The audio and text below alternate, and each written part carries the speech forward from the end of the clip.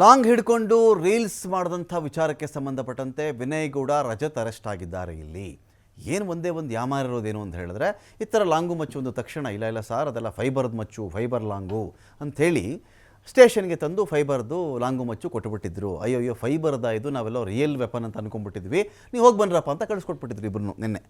ಇವತ್ತೇನಾಗಿದೆ, ಇವರು ಯಾವ ಒಂದು ರೀಲ್ಸನ್ನು ಮಾಡಿದ್ರೋ, ಯಾವ ಒಂದು ವಿಡಿಯೋನ ಶೂಟ್ ಮಾಡಿದ್ರೋ ಅದರಲ್ಲಿದ್ದಂಥ ಒಂದು ಯಾವುದೋ ಲಾಂಗೋ ಮಚ್ಚೋ ಇದಕ್ಕೂ ಸ್ಟೇಷನ್ ತಂದು ಕೊಟ್ಟಿದ್ರಲ್ಲ ಫೈಬರ್ದಿದು ಅಂಥೇಳಿ ಅದಕ್ಕೂ ಬಹಳ ಬಹಳ ಬಹಳ ವ್ಯತ್ಯಾಸಗಳಿದ್ವು. ಸಡನ್ನಾಗಿ ಯಾರೋ ಫೈಬರ್ ಮಚ್ಚು ಮಾಡಿಸ್ಕೊಡೋಕ್ಕಾಗಲ್ಲ. ಈಗೇನೋ ಇಷ್ಟೊತ್ತು ಒಂದು ದಿನನೋ 2 ದಿನ ಟೈಮ್ ಕೊಟ್ಟರೆ ಈಗೇನೋ ಮಾಡಬಹುದೇನೋ, ಈಗ ನಾಳೆ ಕೇಳಿದ್ರೆ ತಂದು ಕೊಡಬಹುದೇನೋ, ನೋಡಿ ಇದೇ ಫೈಬರ್ದು ನನಗೆ ಸಿಕ್ಕಿಲ್ಲ, ಕನ್ಫ್ಯೂಸ್ ಮಾಡ್ಕೊಬಿಟ್ಟಿದ್ದು, ಬೇಕಾದ್ರೆ ಹೇಳಬಹುದು ಅವರು.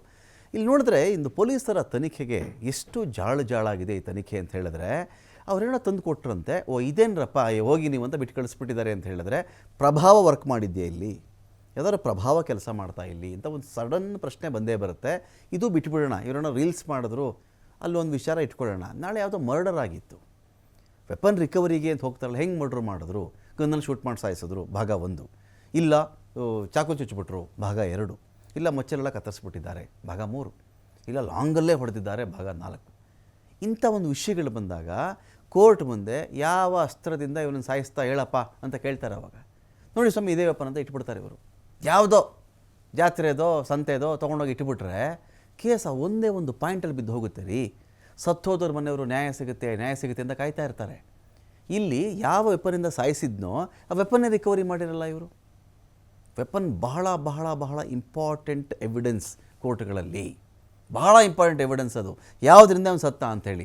ಒಂದು ವೇಳೆ ಆ ಒಂದು ವಿಚಾರದಲ್ಲಿ ಡಿಫೆನ್ಸ್ ಲಾಯರ್ ಈ ಒಂದು ಪಾಯಿಂಟ್ ರೈಸ್ ಮಾಡಿ ಇಟ್ಬಿಟ್ರು ಅಂತ ಹೇಳಿದ್ರೆ ಪ್ರಾಸಿಕ್ಯೂಷನ್ ಏನೂ ಮಾಡೋಕ್ಕಾಗಲ್ಲ.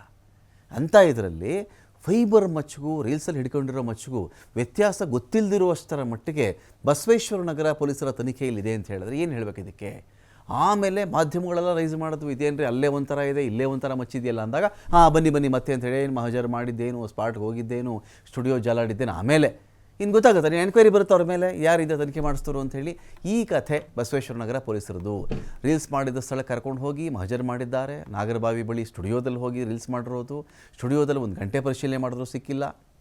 ರೀಲ್ಸ್ ಮಾಡಿದ ಮಚ್ಚು ಎಲ್ಲಿದೆ ಅಂಥೇಳಿ ಇನ್ನೂ ನಿಗೂಢವಾಗಿದೆ. ಸ್ಟುಡಿಯೋದ ಮೂಲೆಯಲ್ಲೂ ಕೂಡ ತಲಾಶ್ ಮಾಡಿದ್ದಾರೆ. ಮಚ್ಚು ಬಗ್ಗೆ ಏನು ಬಾಯಿ ಬಿಡ್ತಾ ಇಲ್ವಂತೆ. ರಜತ್ ಅಂಡ್ ವಿನಯ್ ಗೌಡ ಸೆಟ್ ಹಾಕಿದ್ದವರೇ ತಗೊಂಡು ಹೋಗಿರಬಹುದು ಅಂತ ಉಡಾಫೆ ಉತ್ತರವನ್ನು ಕೊಡ್ತಾ ಇದ್ದಾರಂತೆ.